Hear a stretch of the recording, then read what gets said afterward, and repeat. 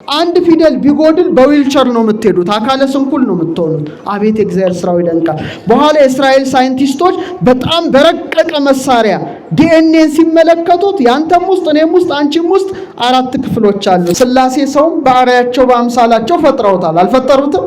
ፈጥረውናል አይደለ? ሰው ማለት እሳት፣ ውሃ፣ ነፋስ፣ መሬት፣ ልብ፣ ቃል፣ እስትንፋስ ነው። 7 ነው። ስለዚህ ሲሰግድ 7 ነገሮቹ መሬት ላይ ማረፍ አለባቸው።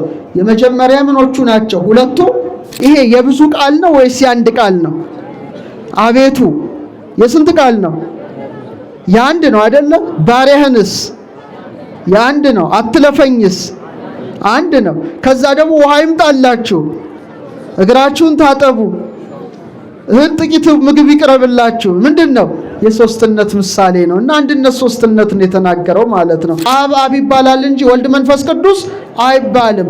ወልድም ወልድ ይባላል እንጂ አብ መንፈስ ቅዱስ አይባልም። መንፈስ ቅዱስስ ማን ይባላል?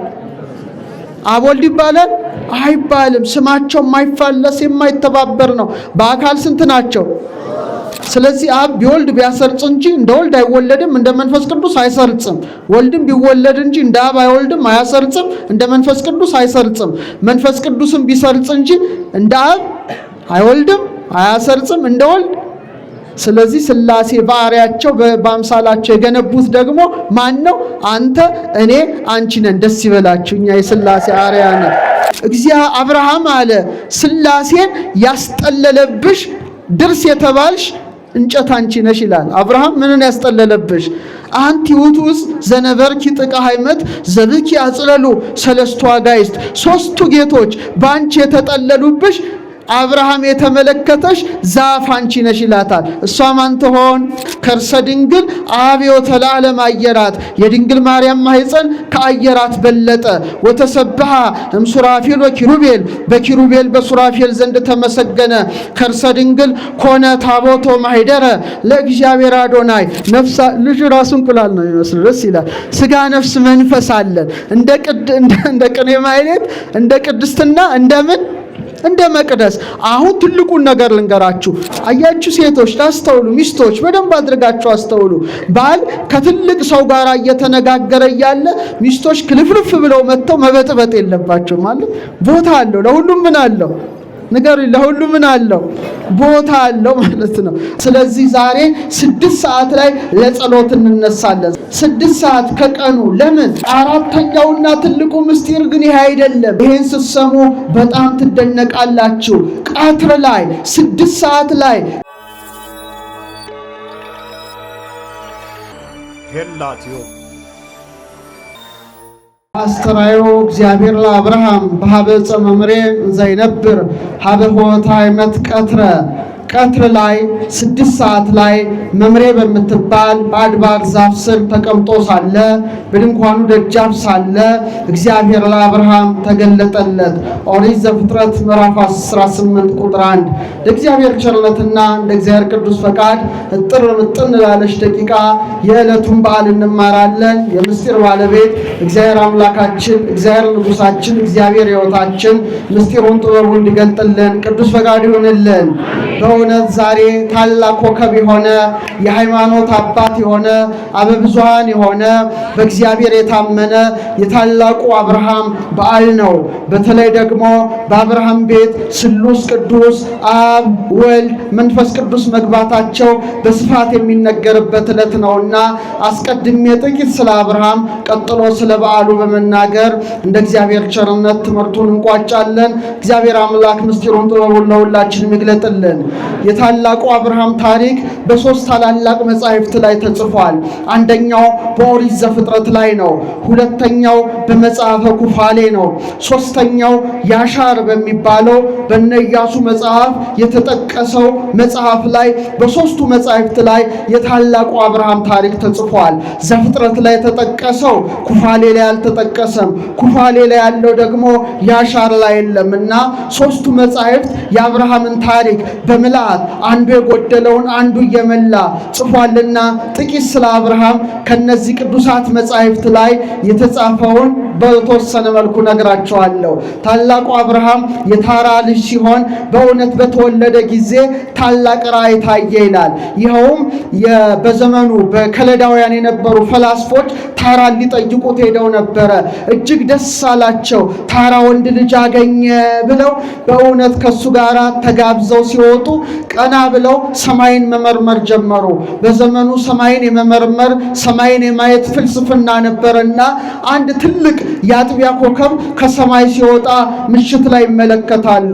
4 ደማማ ከዋክብት ማለትም 4ቱ አበይት ከዋክብት ሊቃነ ከዋክብት በምስራቅ፣ በምዕራብ፣ በሰሜን፣ በደቡብ ነበሩ።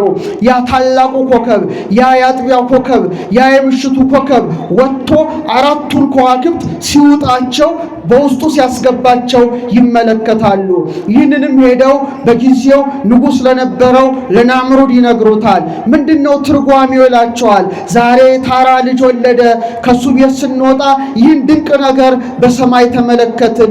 ይሄ ኮከብ፣ ይሄ ወጣው ታላቅ ኮከብ 4ቱን ከዋክብት ይዋጣቸው ይሄ ሕፃን ይሆናል፣ ምናልባት በእውነት በ4ቱ ማዕዘን ስሙ የሚጠራ ልጅ ይሆናል ብለው ነገሩት። ያን ጊዜ ተበሳጨ። ይሄማ የኔም መንግስት መቆጣጠር የሚችል ልጅ ነው፣ ስለዚህ ግደሉት ብሎ ትልቅ አዋጅ ይናገራል። ታራንም ልጅህን አምጣ ይለዋል። ታራም ናምሩድ አብርሃምን ልጁን ሊገለው እንዳሰበ በተረዳ ጊዜ የሰራተኛይቱን ልጅ ሄዶ ይኸውና ልጅ ያለው እዛው አስገድሎታል። አብርሃም እግዚአብሔር ቸርነት እንደተረፈ የያሻር መጽሐፍ ያስረዳል። ከዚህ በኋላ አብርሃምን ጥቂት ጊዜ ካቆየ በኋላ እንደገና ወደሱ ይመልሰዋል። አብርሃም ተመራማሪ ነበረ። አብርሃም ስነ ፍጥረትን ያይ ነበረ። ማን ነው አምላኬ ብሎ በእውነት ያስብ ነበረ። ይልቁኑ ታራ ጣዖት ነበረው። በ12 ወራት ልክ 12 ጣዖታት ቤቱ አኑሮ መቅደስ ሰርቶላቸው ያመልካቸው ነበረ። አብርሃም ግን እነዚህ ከንቱ እንጨቶች እንዳልፈጠሩት እግዚአብሔር መንፈስ ቅዱስ በእውነት ልቡና ውስጥ ገብቶ ይነግረው ነበረ። ከዕለታት ባንዳቸው ማን የፈጠረኝ ብሎ ምርምር ጀመረ። መጀመሪያ ነፋስ ፈጥሮኝ ይሆን አለ። ነፋስ እንደምታውቁት ይነፍሳል፣ በእውነት ወዲያ ወዲህ ይሄዳል። ረቂቅ ሳሩን ምን ያደርገዋል? ያንቀሳቅሰዋል፣ ቅጠሩን ያረግፈዋል፣ ባህሩን ያነዋውጸዋል። ላምልከው ብሎ አሰበ። ነገር ግን ነፋስ በምን ይገደባል? ንገሩኝ እስቲ። በግንብ ይገደባል፣ በመሬት ይገደባል። አይ ነፋስ አልፈጠረኝም አለ። ውሃንም እንደው በእውነት ቢጠጡት ጥም የሚያበርድ ነው፣ ቢታጠቡበት የሚያነጻ ነው። አይ ውሃ ይሆናል አምላክ ያለ። ያን ጊዜ መጻሕፍት አልተጻፉም፣ አስተውሉ። ያን ጊዜ ግን ውሃን ላመልክ ብሎ ባሰበ ጊዜ ውሃ ደግሞ ሰዎች ጉድጓድ ወይም ቱቦ ሰርተው ወደ ፈለጉት ይወስዱታል። አይ ውሃ አልፈጠረኝም አለ። ብቻ ምድር ላይ ያለውን ነገር ሁሉ መርምሮ ወደ ሰማይ ቀና አለ። ከፍ ብለን ስንመለከት ምን ትታያለች? በአሁኑ ሰዓት እስቲ ንገሩኝ፣ ምን አለ? ሰማያት ይነግራ ስብሐተ እግዚአብሔር። ሰማያት እግዚአብሔርን ስራ ይናገራሉ፣ ጠፈርም የእጁን ስራ ያወራል ብሎ ዳዊት በመዝሙር 18 ላይ እንደተናገረ አይ ፀሐይን ማምለክ አለብኝ አለ። ፀሐይ በእውነት የረጠበውን ያደርቃል፣ የጨለመውን ያስለቅቃል፣ የተሰወረውን ምን ያደርጋል? ይገልጣል፣ የረጠበውን ያደርቃል። ፀሐይም አምላክ መሆን አለበት ብሎ ሲመረምር ፀሐይ በምን ይሸፈናል? በደመና ይሸፈናል፣ በደመና ይጋረዳል። ደግሞ ማታ ይመጣል፣ ጨረቃ ከዋክብት ይተካሉ። ስለዚህ ፀሐይ እንዳልፈጠረው ተረዳ። በኋላ ምን አለ? አምላከ ፀሐይ ተናበበኒ፣ የፀሐይ አምላክ ኧረ ተነጋገረኝ ባለው ጊዜ እግዚአብሔር ለአብርሃም ተገለጠለት። ደስ ይበላቸው አብ ወልድ መንፈስ ቅዱስ ማለት ነው። ከዛ በኋላ ቤቱ ገብቶ የአባቱን 12 ጣዖታት በሙሉ አረገፋቸው። ይህ ከማድረጉ አስቀድሞ ግን ለእናቱ ምን አላት ይላል መጽሐፈ ያሻር፣ ምግብ አቅርቢ እስቲ ለጣዖታቱ ላቅርብ፣ ይበሉ ይጠጡ እንደሆነ ልመልከታቸው አለ። እሷም ምግብ ሰርታ ሰጠችው፣ በጣዖታቱ ፊት አኖረ። ምንም የማይንቀሳቀሱ ዓይን እያላቸው ማያዩ፣ ጆሮ እያላቸው ማይሰሙ፣ እጅ እያላቸው ማይጨብጡ፣ እግር እያላቸው ማሄዱ ከንቱ ናቸውና ምንም መልስ አልሰጡትም። አጫውቱኝ ይላል፣ ምንም አያጫውቱትም። ከዛ በኋላ መጥረቢያ መጣና 12ቱን ጣዖታት ሙሉ አደቀቀ። ያን ጊዜ በእውነት ታራ በሰማ ጊዜ ተበሳጨ። ይህ ነገር ይላል በናምሩዝ ዘንድ ተሰማ፣ እነሱም ተበሳጨ። አማልክትን አብርሃም በእውነት አብርሃም መሆኑን እንደውም አላወቁም። የታራ አገልጋይ መስሏቸዋል። ስላጠፋ በእሳት ውስጥ ይወርወር ተባለ። 3 ቀን በሙሉ እሳት እንዳነደዱበትና አብርሃም ግን በእግዚአብሔር ቸርነት ከእሳት ውስጥ ሆኖ እንደተጠበቀ እነዚህ ታላላቅ መጻሕፍት ያስረዳሉ። ይህ የሆነው በአብርሃም ዕድሜ 60 ዓመት ሲመላው ነው። ወዲያው እሳት አመጣና በኦሪት በመጽሐፈ ኩፋሌ ምዕራፍ 11 ላይ እንደምታነቡት የጣዖታቱን ቤት በሙሉ አቃጠለው፣ አነደደው። ደስ ይበላቸው። አብርሃም ታላቅ አባት ነው። ከዛ በኋላ ሥላሴ ምን አለው? ተገለጠለት። አብርሃም ከዘመዶች ከወገኖች ሁሉ ተለይተ ውጣ፣ እኔ ወደማሳይ ምድር ሂድ አለው። ወዲያው አብርሃም ከከለዳውያን ኦር ተነስቶ ወጣ። ካራን ላይ ደረሰ። አባቱ ታራ አረፈ። አብርሃም ግን በእግዚአብሔር ተጠርቷልና ወገኑን ዘመዱን ሁሉ ትቶ ወዴት ተጓዘ? ከከላውዲዮን ወይም ከከለዳውያን ወደ ካራን፣ ከካራን ወደ ከነዓን። ማን አስገባው? እግዚአብሔር አስገባው። እኔ ኤልሻዳይ ነኝ ያለው፣ ስምህን አከብረዋለሁ፣ ታላቅ ሕዝብ አደርግሃለሁ፣ የሚመርቁህን እመርቃለሁ፣ የሚረግሙህን እረግማለሁ፣ ዘርህን እንደ ሰማይ ከዋክብት አበዛዋለሁ ብሎ ለአብርሃም ምን አለው? ቃል ኪዳን ገባለት። አብርሃም ደግሞ በእውነት በምን አውቃለሁ ይሄንን አለው።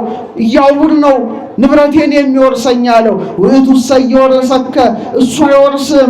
አላ ወልድከ ዘወፅአ እምኀቤከ ውእቱ ይወርሰከ፣ ከአብራክ የሚከፈል ልጅ ሀብትን ይወርስሃል አለው።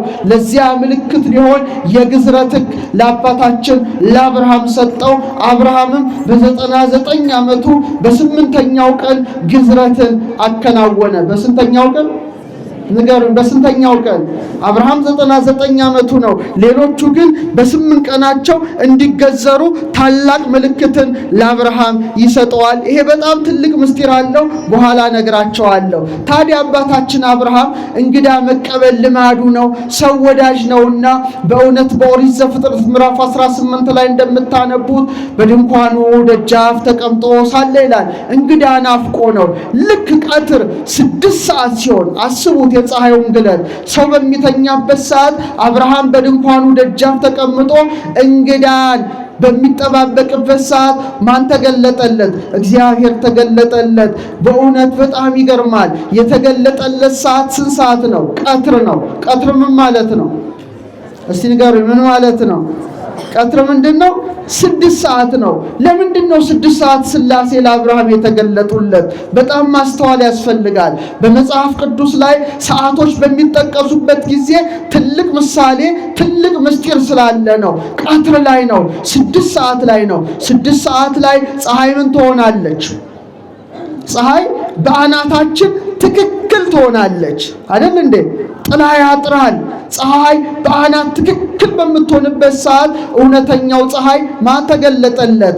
አብ፣ ወልድ፣ መንፈስ ቅዱስ ተገለጡለት ማለት ነው። አብ ፀሐይ ነው፣ ወልድ ፀሐይ ነው፣ መንፈስ ቅዱስ ምንድን ነው? ፀሐይ ነው። አሐዱ ውእቱ ፀሐየ ጽድቅ ዘላዕለ ኩሉ፣ ከሁሉ በላይ ሆነ ምንድን ነው? አንድ ፀሐይ ነው። ለፀሐይ 3 ነገሮች አሉት። ክበብ አለው፣ ብርሃን አለው፣ ሙቀት አለው። ፀሐይ ወጣ ስትሉ ምኑን ነው? ክበቡን ነው አይደለ? ፀሐይ ጨለመስ ብትሉ ምኑን ነው? ብርሃኑን ነው። ፀሐይን ሙቅ ብትሉ ሙቀቱን ነው። ስለዚህ በክበቡ ማን ይመሰላል? አብ ይመሰላል። በብርሃኑ ማን ይመሰላል? የዓለም ብርሃን ወልድ ይመሰላል። በሙቀቱ ማን ይመሰላል? ሙቀተ ጸጋን የሰጠ እግዚአብሔር መንፈስ ቅዱስ ይመሰላልና እውነተኛው ፀሐይ አብ፣ ወልድ፣ መንፈስ ቅዱስ ፀሐይ በአናት ትክክል በምትሆንበት በ6 ሰዓት ዛሬ ተገለጹለት። ደስ ይበላቸው አብ፣ ወልድ፣ መንፈስ ቅዱስ። ይህ ብቻ አይደለም። በመካከለኛው ምስራቅ ፀሐይ በሚወጣበት በተለይ በስድስተኛው ሰዓት ላይ ሰዎች ምን ይላሉ? ይተኛሉ። የፀሐዩ ግለት ከባድ ነው። ሰዎች በሚተኙበት ፀሐይን ሸሽተው ቤታቸው በሚደበቁበት ሰዓት አብርሃም ግን ምን ሆነ? ነቅቶ በድንኳኑ ደጃፍ ተቀምጦ ነበረ። አብርሃም የንቃት ምሳሌ ነው። አብርሃም የብርቱዎች ሰዎች ምሳሌ ነው። ስለዚህ ዛሬ 6 ሰዓት ላይ ለጸሎት እንነሳለን። ስንት ሰዓት ላይ? 6 ሰዓት ከቀኑ። ለምን? ዳዊት በመዝሙር 91 ላይ ከቀትር ጋኔን የተነሳ አትፈራም ይላል። በጣም ቀትር ላይ በጣም ፀሐይ ስለሚበረታ ሰዎች ሁሉ ናላቸው ይዞራል። ድካም ድካም ይለናል፣ እንቅልፍ ይለናል። ያን ጊዜ የቀትር አጋንንት መጥተው ፍትወታት፣ ኃጣውር፣ ክፉ ምኞትን በሰውነታችን ላይ ይዘራሉ። ብርቱ የሆነ ሰው እንደ አብርሃም ያለ የጸና ሰው ቆሞ ሲጸልይ ምን ይላቸዋል? ድል ይነሳቸዋል። ከቃሉ ጋር ናችሁ። ስለዚህ ሌሎች ባንቀላፉበት ቤታቸው በተደበቁበት ሰዓት የእምነት አርበኛ ጽኑ አብርሃም ግን በድንኳኑ ደጃፍ ተቀምጦ ነበረ። ይሄ ሁለተኛው ምስጢር ነው። ሶስተኛው ምስጢር ግን የቀትር ፀሐይ ይላሉ ሊቃውንት አባቶቻችን ጥላ የለውም። ምን የለው? አሁን የጠዋት ፀሐይ በጣም ረጅም ጥላ አለን አይደል? ስንቆም የምሽትም ፀሐይ አመሻሹ ላይ ሰርክ አካባቢ ላይ በምዕራብ አድማስ ስትጠልቅ ጥላችን ረጅም ይሆናል። ቀትር ላይስ የሰው ጥላ ሁሉ መጥፋት ይጀምራል ማለት ነው። አብርሃም በእውነት ብርሃን የእውቀት ምሳሌ ነው። ጽላሎት ጥላ ደግሞ የድንቁርና ምሳሌ ነው። ድንቁርናን፣ ጣዖት አምልኮን በእውነት ረግጦ ሄደ። ታላቅ ብርሃን አብርሃም ነውና ፀሐይ በአናት ትክክል በምትወጣበት ቀትር ላይ አብ ወልድ መንፈስ ቅዱስ ተገለጡለት። አመስግኑ። አራተኛውና ትልቁ ምስጢር ግን ይሄ አይደለም። ይሄን ስትሰሙ በጣም ትደነቃላችሁ። ቀትር ላይ 6 ሰዓት ላይ በዛፍ ስር ማን ተገለጠለት? እግዚአብሔር ለአብርሃም ተገለጠለት። ሰዓቱ ስንት ሰዓት ነው? 6 ሰዓት ነው። በኋላ ዘመን ወልደ አብርሃም የተባለ ስግው ቃል ክርስቶስ የእግዚአብሔር ልጅ ስንት ሰዓት ይሰቀላል? ከቀኑ ስንት ሰዓት? 6 ሰዓት ነው የሚሰቀለው። በኋላ ዘመን ቀትር ላይ 6 ሰዓት ላይ በዕፀ መስቀል ተሰቅዬ ታገኘኛለህ ሲለው ስንት ሰዓት ተገለጠለት? 6 ሰዓት ላይ ተገለጠለት። ሰማያት ይነግራ ስብሐተ እግዚአብሔር። ፀሐይ የኢየሱስ ክርስቶስን ነገር ይናገራል። እሱ ምንድነው? እውነተኛው ፀሐይ ነው። ይእተ አሚረ ይሰርቅ ለክሙ ፀሐይ ጽድቅ ተብሎ የተመሰከረለት ነው። እስቲ ስለ ኢየሱስ ክርስቶስ ፀሐይነት ልንገራችሁ። እሱ የተሰቀለው ስንት ሰዓት ነው? ያን ጊዜ ፀሐይ ምን ሆነ ይላል? ፀሐይ ምን ሆነ? እውነተኛው ፀሐይ በመልዕልተ መስቀል ከሰማይ ዝቅ ከምድር ከፍ ብሎ በማዕከለ ምድር ሲሰቀል ፀሐይም በአናት ትክክል ማዕከላዊ ነጥብ ላይ ነበረች። ይሄ ይገርማል በእውነት። ፀሐይን ስታስቡ፣ ቀትርን ስታስቡ መድኃኔዓለምን አስቡ። ማንን እናስብ? ፀሐይ ነው። ስንት አቅጣጫ አለ? እስቲ የመሬት ስንት አቅጣጫ አለ? ምስራቅ፣ ምዕራብ፣ ሰሜንና ደቡብ። ስንት ወቅቶች አሉ? ኧረ መልሱ። 4 ሊቃነ ከዋክብት 4 ወቅቶች አሉ። ስንት ወራት አለ? 12 ወራት።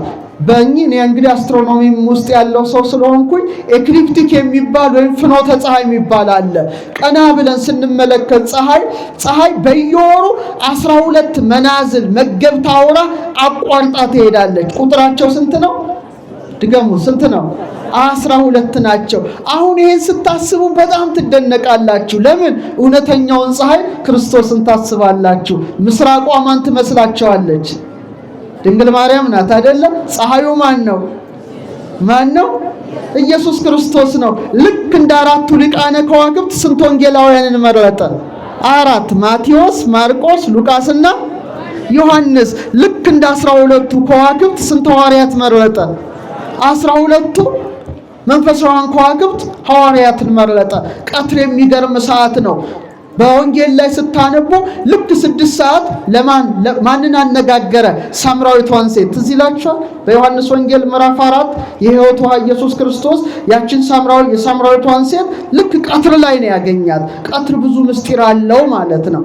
እንደገና ለምሳሌ ቅዱስ ጳውሎስ እግዚአብሔር የጠራው የመረጠው ስንት ሰዓት ነው?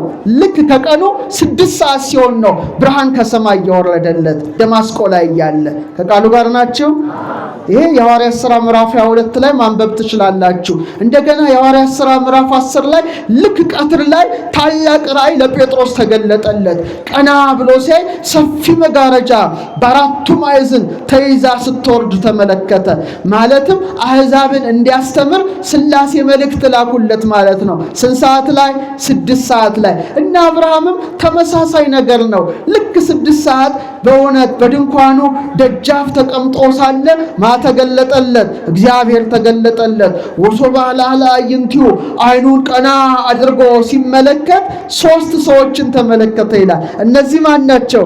አብ፣ ወልድ፣ መንፈስ ቅዱስ ናቸው። ምስጋና ይግባቸው። በእውነት አብ፣ ወልድ፣ መንፈስ ቅዱስ ናቸው። ጊዜ ተመለከተ፣ በጣም ተደነቀ። 318 አገልጋዮች አሉት። 318ቱ አገልጋዮችን ሂዱ እንግዳ ተቀበሉ አላላቸውም። አስቡት፣ የ99 ዓመት ምንድነው? ሽማግሌ ነው፣ ተገዝሯል፣ ቁስሉ ገና አልዳነም። እንደዛ ሆኖ ግን ሮጠ ይላል። ተመልከቱ፣ ምን አለ አብርሃም? ሮጠ ይላል። ዛሬም አረጋውያን እኛ ረጀን ደከምናት በሉ። ሁል ጊዜ ወደ ቤተ ክርስቲያን ምን ማድረግ አለብን? መገስገስ አለብን። ወደ ሥላሴ ምን ማለት አለብን? መሮጥ አለብን። አብርሃም እንደው መላእክትን ይመስላል። በሕዝቅኤል 1 ላይ መላእክቱ እንደ መብረቅ ይሮጡ ነበር ይላል። እንደምን ይሮጡ ነበረ? አብርሃምም ተመልከቱ፣ የ99 ዓመት አረጋዊ መሮጥ ጀመረ። ወደማ? ወደ ሥላሴ መሮጥ ጀመረ። ሰገደ ይላል። ምን አደረገ? ሰገደ። በእውነት ስግደት ትልቅ ምስጢር አለው። ኦርቶዶክሳውያን የአምልኮት ስግደት እንደሰገደ መንፈስ ቅዱስ ገልጾለት ነው ማለት ነው። በእውነት ሰገደ። ስግደት 3 ነገሮች ናቸው። ስንት ነገሮች ናቸው? መጀመሪያ ስንሰግድ ግንባራችን ምን ይነካል? መሬት ይነካል። መሬት ሲነካ ግን ስንት አካላችን ነው መሬት የሚነካው? 3 አይደለም። ሰው ምን ማለት ነው? 7 ማለት ነው አይደለ? ሥላሴ ሰውን በአርአያቸው በአምሳላቸው ፈጥረውታል። አልፈጠሩትም? ፈጥረውናል አይደለ? ሰው ማለት እሳት፣ ውሃ፣ ነፋስ፣ መሬት፣ ልብ፣ ቃል፣ እስትንፋስ ነው። 7 ነው። ስለዚህ ሲሰግድ 7 ነገሮቹ መሬት ላይ ማረፍ አለባቸው። የመጀመሪያ ምኖቹ ናቸው? 2 እግሮቹ፣ ቀጥለው 2 ጉልበቶቹ፣ ቀጥለው 2 በድምሩ ስንት ይሆናል? 6 ግንባሩ መሬት ይነካል። መጨረሻ ምን ሆነ? 7 ማለት ነው። መሬት ነበርን። ከመሬት አንስቶ የፈጠረን ማን ነው? አብ፣ ወልድ፣ መንፈስ ቅዱስ ነው። ስለዚህ ወድቀን እንነሳለን። ሁለተኛ በኃጢአት ብንሰነካከል በእውነት ያንን በማሰብ እንወድቃለን። ሥላሴ ግን መልሰው እንደገና አጥበው ንጹህ ያደርጉናልና ምን እንላለን?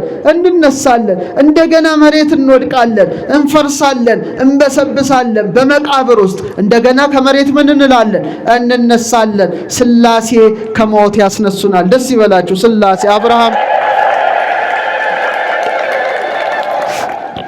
አብርሃም ሰገደ ይላል። አብርሃም ምን አደረገ?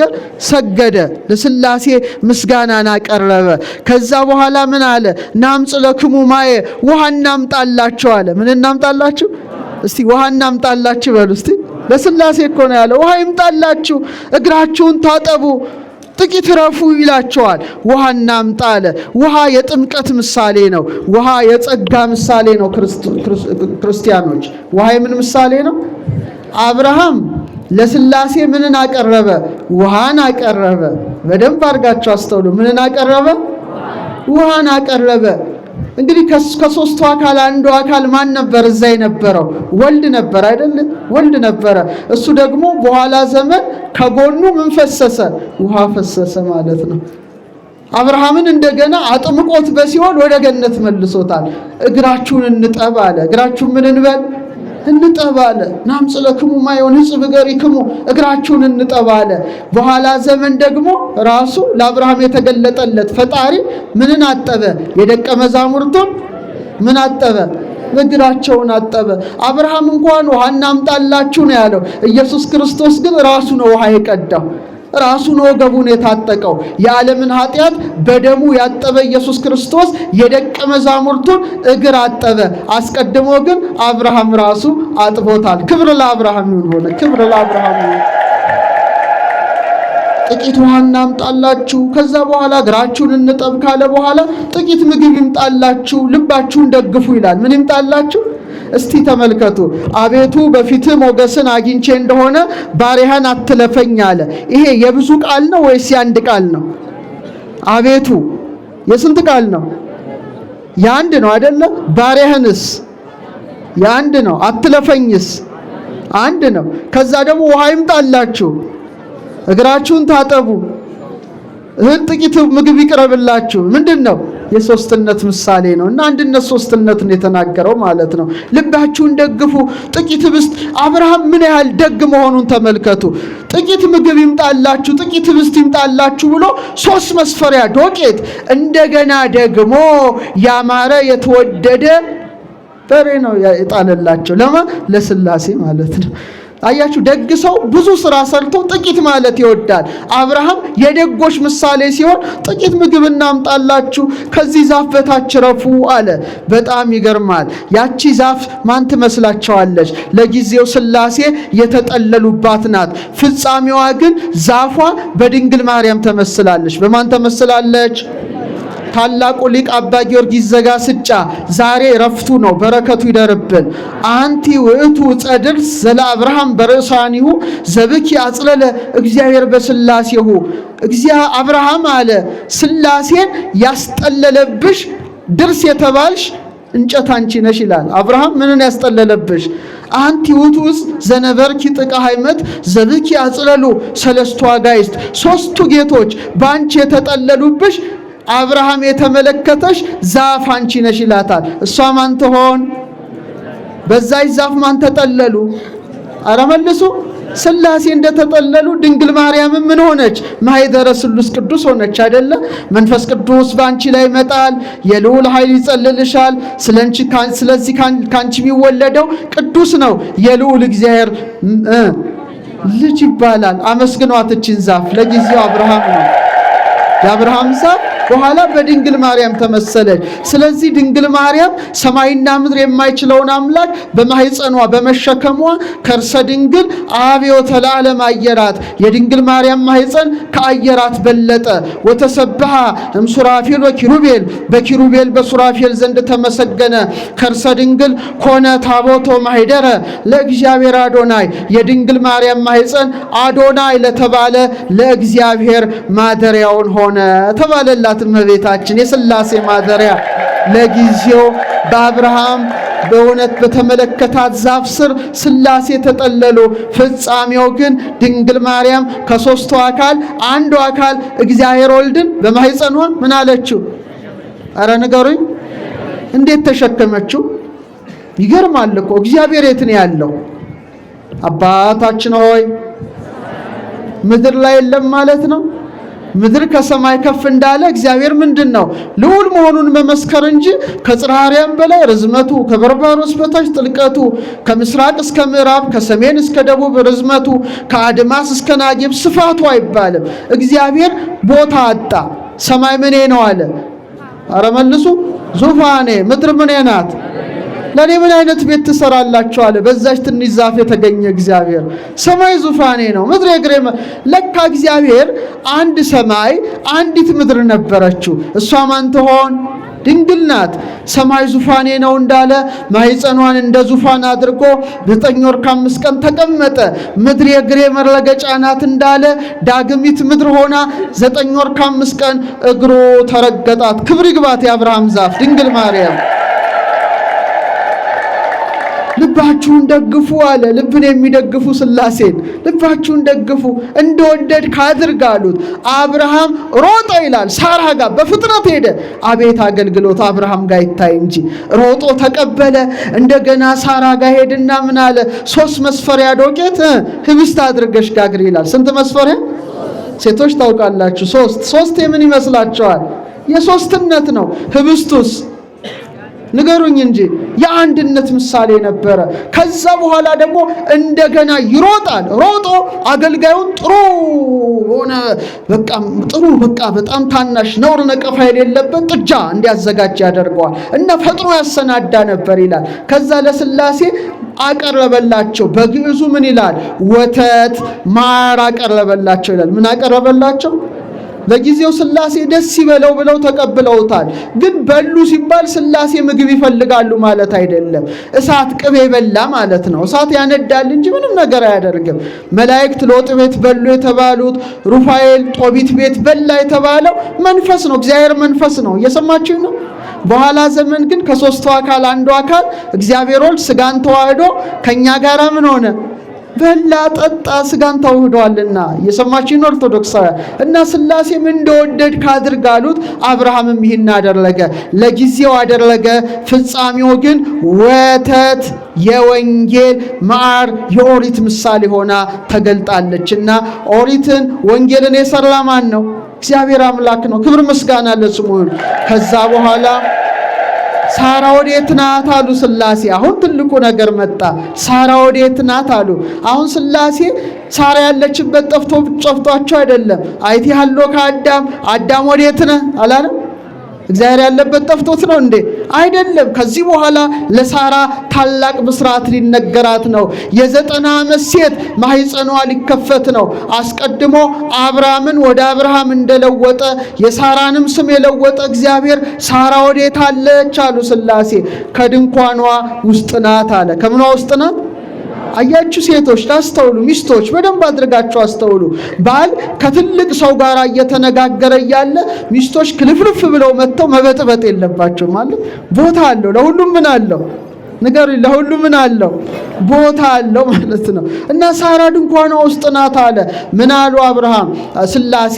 ከርሞ እንደ ዛሬ ወደ አንተ ቤት እንመጣለን፣ ሚስት ሳራ ልጅን ታገኛለች አሉ። ደስ ይበላችሁ። ሳራ ልጅን ታገኝ የ90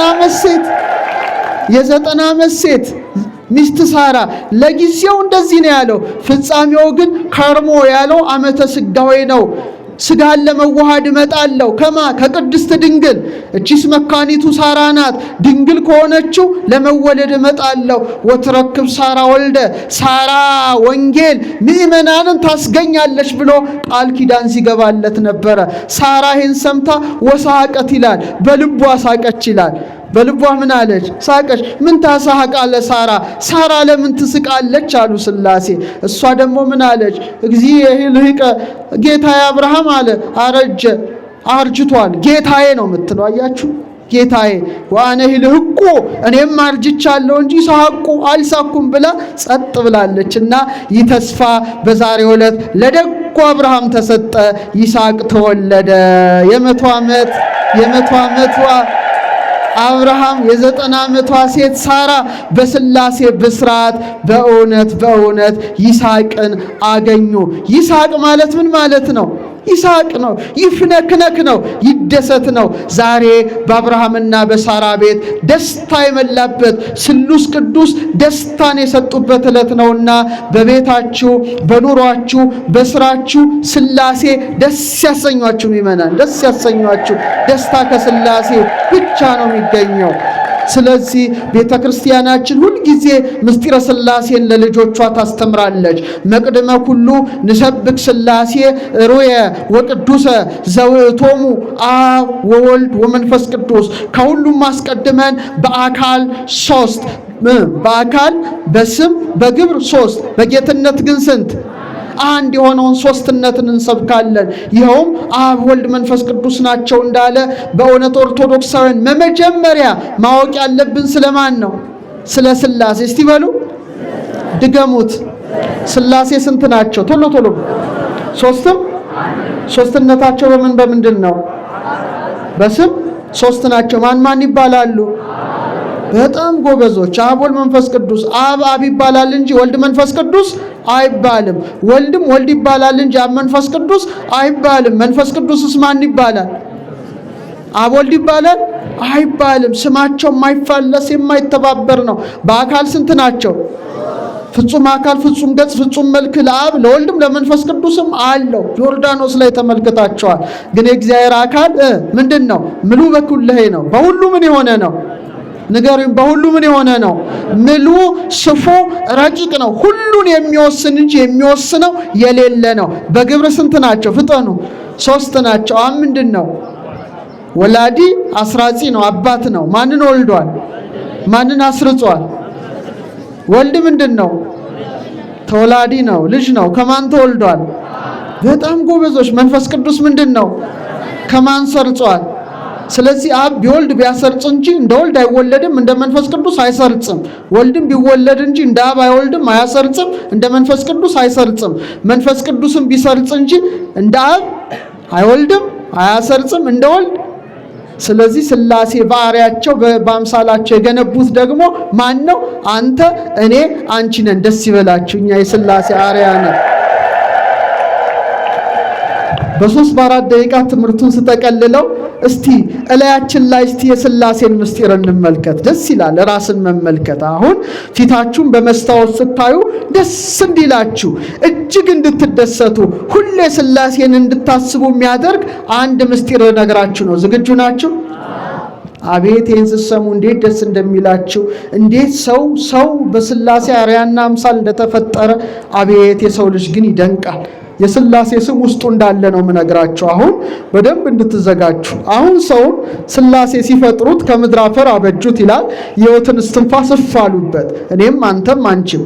አሁን የሰው ልጅ ከእንስሳው ከአራዊቱ ከአዕዋፉ በምን ይለያል? ነፍስ አለን አይደለ? ስንት ነገር አላት? 3 ብቻ ነገር። እስቲ ልብ በሉ፣ እስቲ ድገሙት። ልብ በሉ። ቃል፣ እስትንፋስ። ተመልከቱ። ስለዚህ በልብነታችን ያ ምሳሌ ነን። በቃልነታችን በእስትንፋስነታችን ከመልደተ ቃል ወጻአተ እስትንፋስም ልብ ከማሁ ልደቱ ለወልድ ወጻአቱ ለመንፈስ ቅዱስ ማብ። ለምሳሌ ከልባችሁ ምን ይወለዳል? ቃል። እስቲ በሉ። እኔ አሁን ደራሲ ነኝ፣ 30 መጻሕፍት አሉኝ። በልቤ የማስበውን ነገር በቃል ደረጃ ለማግሰብ ስፈልግ ምንድነው ማረገው? ወረቀት አመጣለሁ። ከዛ እስክሪብቶን ይዤ ምን አደርጋለሁ? እጽፋለሁ። ከዛ ያ ጽሑፍ ምን ይባላል? ልብ ወለድ ይባላል። ምን ይባላል? ልብ ምንን ወለደ? አያችሁ? ጎሳ ልቤ ቃለ ሸናይ ማለት። እስትንፋስስ ይወጣል ከምን? ከልብ። ስለዚህ ልብ፣ ቃል፣ እስትንፋስ መቅደም መቀዳደም እንደሌለባቸው ሥላሴም በአርያቸው በአምሳላቸው የገነቡት ክቡሩ እኔ፣ አንተ፣ አንቺ ስንት እግሮች አሉ? ፍጠን። ስንት እግር አለ? ላሟ ስንት እግር አላት? አንተ በግ ስንት እግር አለው?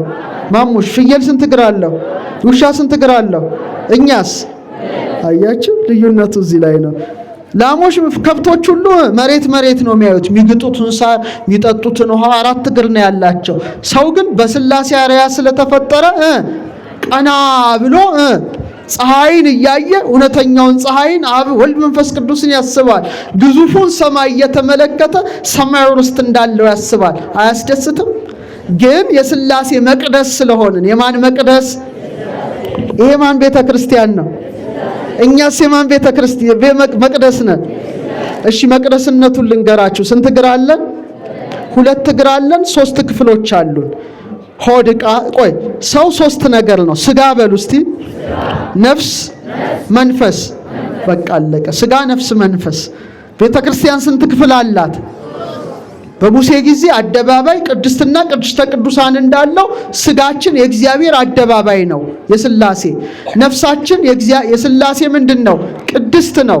መንፈሳችንስ የሥላሴ ቅድስተ ቅዱሳን ነው። ደስ ይበላችሁ ሥላሴ። በቀላሉ ሕፃናት ለእናንተ ለማስረዳት እንቁላል ትወዳለህ? ማሙሽ እንቁላል ትወዳለህ? እንቁላል ትወዳለህ? አዎ አለ። እላዩ ላይ ምን አለው? እንቁላል ቅርፍት አለው አይደል? ቀጥሎስ ነጭ ነገር አለው አይደል? መጨረሻስ ምን አለው? አስኳል አለው። አንተ እንደ እንቁላል ነው ማለት ነው። ስጋ አለ፣ ነፍስ። ልጅ ራሱ እንቁላል ነው የሚመስለው። ደስ ይላል። ስጋ፣ ነፍስ፣ መንፈስ አለን። እንደ ቅኔ ማህሌት፣ እንደ ቅድስትና፣ እንደምን እንደ መቅደስ። አሁን ትልቁን ነገር ልንገራችሁ። ፊታችሁ ላይ ሥላሴ ምን አስቀመጡ ታውቃላችሁ? በቃ ሰውን በጥፊ መምታት ክልክል ነው ታውቃላችሁ? እንኳን መግደል በጥፊ መምታት ሰውን አይቻልም። ምን መምታት? ፊቱን። ለምን? ሰባቱ ሰማያት ፊታችን ውስጥ ሥላሴ አስቀምጠዋል። እቺ በ4 ደቂቃ የምትነገር የምትረሳ አይደለችም። ስንት ነገር አስቀምጠዋል ሥላሴ? 4 ነገር። እሺ አሁን ወደ ላይ ሥላሴ የፈጠሩት ነገር ላሳያችሁ። ሰባቱ ሰማያት በሉ እስቲ። የእሳት ናቸው። ቀጥለው ከባቢ አየር ወይም ባቢልን ፈጠሩ። ዝቅ ብለን ምድር ላይ ውሃና መሬትን እናገኛለን። ስለዚህ ከላይ እሳት፣ ነፋስ፣ ውሃና መሬት። አሁን እሳቱን ፊታችሁ ላይ ተመልከቱት። ጭንቅላታችን ላይ ሥላሴ እሳት ነው የሾሙት። ስለዚህ እሳት ምንድነው? ብርሃን ነው። እሳት ምንድነው? ሙቀት ነው። ጭንቅላትም ምንድነው? የእውቀት ብርሃን አለው፣ ንዴትም አለው፣ ቁጣም አለው፣ ቀናይነት አለው። ቀጥሎ ነፋስ እንዳለ ሳምባችሁ ምንድነው? ሳምባችሁ ምንድነው? ነፋስ ነው ስትሉ ነፋስ ነው። ሆድቃችሁ ምንድነው? ውሃ ነው። ኩላሊታችሁ ከወገባችሁስ በታች መሬት የሚረግጠው ምንድነው? መሬት ነው። እንዳትረሱ። ልክ እንደ ሰባቱ ሰማያት ፊታችሁ ላይ ሥላሴ 7 ነገሮች አስቀመጡ። ስንት አይኖች አሉን? ስንት ጆሮዎች አሉን? ጎበዞች። ስንት የአፍንጫ ቀዳዳዎች አሉን? ስንት አፍ አለን? ሲደመር ጥበብ ቤቷን ሰራች አለ ሰሎሞን። 7 ምሰሶን አቆመች። ሥላሴ ናቸው ማለት ነው። በጣም ይገርማል እኮ። አመስግኑ። ይሄ በጣም ድንቅ ነው፣ ግሩም ነው። አሁን በጣም የሚገርማችሁ ልክ 6 ሰዓት ላይ ሥላሴ ለማን ተገለጡ? አረ መልሱ። 6 ሰዓት ላይ በዕፀ መስቀል የተሰቀለው ማን ነው? የእግዚአብሔር ልጅ ነው። አሁን እድሜውን እንዴት እንዳስቀመጠ ልንገራችሁ። የሰው ልጅ ሲፈጠር አከርካሪ አጥንታችሁ ታውቃላችሁ። አከርካሪ ያላችሁ አይደል? ከዚህ ጀምሮ እስከ ራስ ቅላችሁ መድረሻ ድረስ ቁጥሩ ስንት እንደሆነ ታውቃላችሁ? አቤት በጣም ይገርማል። 33 ነው። ስንት ነው? 33 የማን እድሜ ነው? አረ መልሱ። በ33 ዓመቱ የራስ ቅል ጎልጎታ ላይ እንደተሰቀለ እኔም አንተም አንቺም የሥላሴ ሕንፃዎች ምድርን ስንቀላቀል 33 የጀርባ አጥንት እግዚአብሔር ሰጠን ራስ ቅላችን ጋር እስኪደርስ ድረስ። የራስ ቅል ጎልጎታ ላይ እንደተሰቀለ ዛሬ ጭንቅላታችን ይገርማችሁ ክርስቲያኖች ለእግዚአብሔር ጎልጎታው ነው አይደለም? መልሱ። ነው አይደለም? አዳም 22ኛ ፍጥረት እንደሆነ ሥላሴ ሰውን ሲፈጥሩት የራስ ቅል አጥንታችን 22 ነው። ልል ብለህ አመስግን። 22 ነው። በጣም እኮ ነው የሚደንቀው። 22 አጥንት በ22ቱ አሌፋት ስሞቹ ልክ ነው። እያንዳንዱ የራስ ቅላችን የሥላሴን ነገር ስለሚሰብክ ዮድ እጆች ሰሩኝ አበጃጁኝ አለ። በመጨረሻም ሳይንቲስቶች አንድ አስገራሚ ነገርን አገኙ። እችን ነገር ላይ ነው የምቀመጠው። የሥላሴ ስም ውስጣችን እንደተጻፈ ታውቃላችሁ? ልንገራችሁ። ሄደን ትፈልጋላችሁ? አንድ ሰዓሊ ስዕል ይስላል። መጨረሻ ምን ያደርጋል? ስሙን ጽፎ ይፈርምበታል አይደለ? ሥላሴ ፈጥረው ስማቸውን እንዴት እንደጻፉ በቅርብ ተገኘ። ግኝቱ አስደናቂ ነው። ለምሳሌ ሰው አልወለድኩም ብሎ ቢዋሽ በምኑ ይታወቃል? ዲኤንኤ ይታወቃል። ጎበዞች ናቸው። ተመርምራችሁ ታውቃላችሁ? ዲኤንኤ ተመረመረ አለ። አንዳንድ ሰው አይጠፋም። ሴል ኒኩለሳችሁ ውስጥ ነው እግዚአብሔር ያስቀመጠውና ቅርጹን ስታዩት የያዕቆብ መሰላልን ይመስላል። ቁመቱ ቢተረተር እኮ ከእናንተ ቁመት ይበልጣል። እዚህ ውስጥ ጥቅል ብሎ እግዚአብሔር ያስቀመጠው ፊደሉ 6 ቢሊየን ነው። ስንት ነው? አትደንግጡ፣ አይዟችሁ። ውስጣችሁ እኮ 6 ቢሊየን ፊደል ሥላሴ ያስቀምጠዋል። አሁን በመሳሪያ የሚታይ ነው። አንድ ፊደል ቢጎድል በዊልቸር ነው የምትሄዱት። አካለ ስንኩል ነው የምትሆኑት። አቤት የእግዚአብሔር ስራው ይደንቃል። በኋላ የእስራኤል ሳይንቲስቶች በጣም በረቀቀ መሳሪያ ዲኤንኤን ሲመለከቱት ያንተም ውስጥ እኔም ውስጥ አንቺም ውስጥ 4 ክፍሎች አሉ። ስንት? ትንሽ ሳይንስ ልንገራችሁ። 10 ላይ እንደዚህ ይላል፣ ብሪጅ ድልድይ ይሰራል። 5 ላይ ብሪጅ ይሰራል። 6 ላይ ብሪጅ ይሰራል። 5 ላይ ኮዱ ሥላሴ ያስቀመጡት ቁጥር ነው የምነግራቸው። 10 በሉ እስቲ።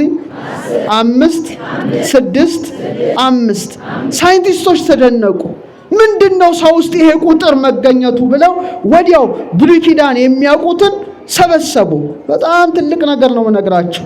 እግዚአብሔር ይሄን ቁጥር እንዴት እያንዳንዱ ሰው ውስጥ አስቀመጠ? በመሳሪያ ማየት ትችላለህ። አንተም አንቺም መሳሪያውን ስታዩ ብዙ በሚሊዮን ማግኒፋይ ያደርጋል ሴላችን ውስጥ እና 10ኛው ፊደል ለካ ዮድ ነው። እስቲ በሉ ዮድ ነው 10ኛው እግዚአብሔር ስም። 5ኛው ሄ ነው። 6ኛው ዋው ነው። 5ኛው ሄ ነው። 10 5 6 5 ሲገጣጠም ያህዌህ የሚል የእግዚአብሔር ስም ነበረ። ደስ ይበል ስሙ አለ።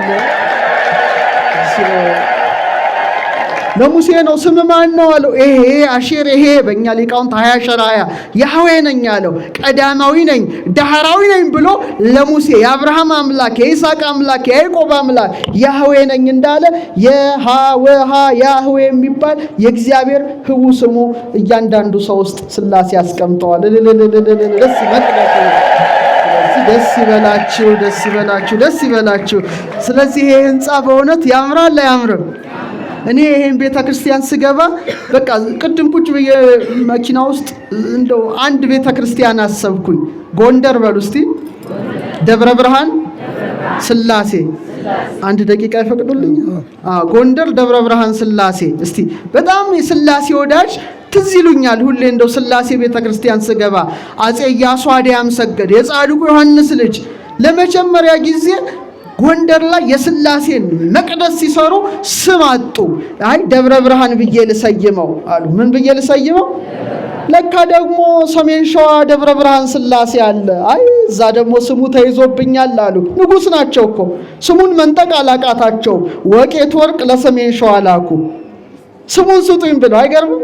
እኛ እንደ ልብ ነው ምን ሰይመው አሁን እንደ ልባችን አስፈቅደው ወቄት ወርቅ አድርገው ትልቁን የሥላሴን መቅደስ ባማረ ሁኔታ አንጸው ጥር 7 ላይ የሚገርማችሁ ጉቤን በሚባል ፈረሳቸው ተቀምጠው ግብፃዊ ጳጳስ አቡነ ማርቆስ አጅበዋቸው፣ ቀሳውስቱ ዲያቆናቱ እጨጌ ጸጋ ክርስቶስ አጅበዋቸው፣ መሳፍንቱ መኳንንቱ በእውነት አጅበው ደብረ ብርሃን ሥላሴ ገቡ። አጥር ውስጥ ያሳነጹት ቤተክርስቲያን ነው። ደስ አላቸውና ወዲያው ዘውዳቸውን አወለቁ ይላል። ዘውዳቸውን ምን አደረጉ? አወረዱ። ክብሬ ሥላሴ ናቸው አሉ። ክብሬ ማን ናቸው? ድገሙት። ክብሬ ማን ናቸው? ደጉ አብርሃም እንደተቀበለ አጼ ኢያሱ አድያም ሰገድም የተቀበሉ ዘውዳቸውን አውልቀው እኔ ሥላሴን ታቦት መሸከም አለብኝ አሉ። አቤት የኢትዮጵያ ነገስታት እንዴት የተቀደሱ ነበሩ! ታቦት ሊሸከማሉ እና አቡነ ማርቆስ ግብፃዊ ሊቀ ጳጳስ ታቦቱ ስላልተባረከ ፈቀዱላቸው ይላል። ከዛ ይዘው እስከ ቅኔ ማህሌት አደረሱ።